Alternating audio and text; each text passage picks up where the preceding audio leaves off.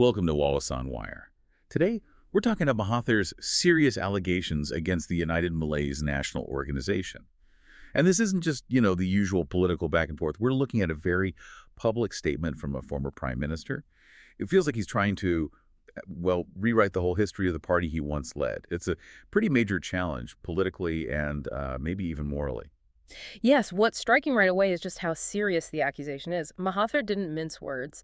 He openly accused the United Malays National Organization of, betraying the Malay race and maybe even more fundamentally, betraying the entire fight for national independence.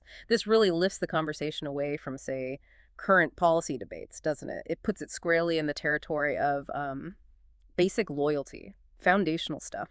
He's basically asking if the current leadership just tossed aside everything their parents, their ancestors fought for to achieve Merdeka. Independence. You can't really aim a more direct blow at a party like the United Malays National Organization, whose entire identity is wrapped up in that independence movement. It hits right at their core, their soul. It forces everyone to think about, what was the point of it all? Historically, I mean. The United Malays National Organization's mission, its whole reason for being, was always tied to getting independence and then protecting Malaysian sovereignty. So, if you claim they've abandoned that fight, you're saying they've given up their right to lead, historically speaking. Okay, but let's pause for a second. This is Mahathir we're talking about. He's a very, very shrewd political player. He often uses strong language, especially when he's not in power. Given his own track record, how do we balance the historical weight of these claims against the political timing? Is this just politics? That's a really important question for you, the listener, to keep in mind, absolutely. But looking just at what he actually said, the content, he isn't just throwing out vague insults. He's outlining a specific way this betrayal supposedly happened.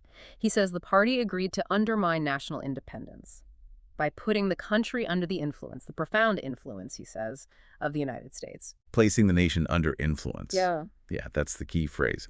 And he's alleging this isn't just some abstract thing. It actively helps to get rid of the benefits independence brought us, the hard-won benefits. Right, and it's a particularly sharp accusation because he connects these political decisions directly to personal advantage. Mahathir argues some people inside the United Malays National Organization are putting their own interests, maybe their faction's interests, ahead of the country's. It's that classic political chart, isn't it? The leaders selling out the homeland for their own gain. And he's looking beyond just the immediate gains, too. He seems concerned about how history will judge them. Exactly. He specifically said that the children and grandchildren of the people making these choices now, they will condemn this later on. It brings up a tough question for any leader, really, and maybe for you listening too. When your personal benefit clashes directly with what's best for the country strategically, where do you draw the line? Where does loyalty lie? Mahathir seems to be saying that line has been crossed. Dangerously so. Okay, so let's move from the sort of ideological criticism to the nuts and bolts, the specifics Mahathir gave. Because this is where the allegation gets teeth, right? He points to some kind of actual agreement. That's his smoking gun, supposedly. Yes, the specifics are what make this potentially very alarming, especially for national finances and foreign policy independence.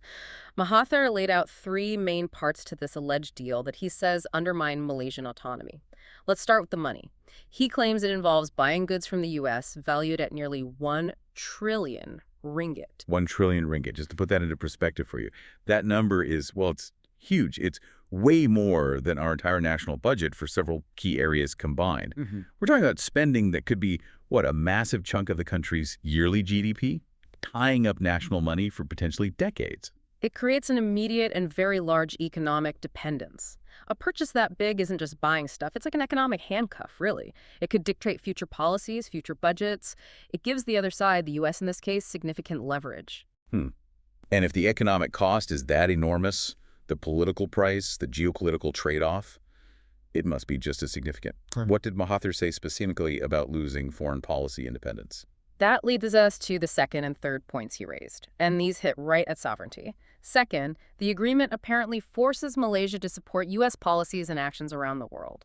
Now, for years, decades really, Malaysia has championed a non-aligned foreign policy. We've maintained independent ties, balanced relationships between big powers like the U.S. and China.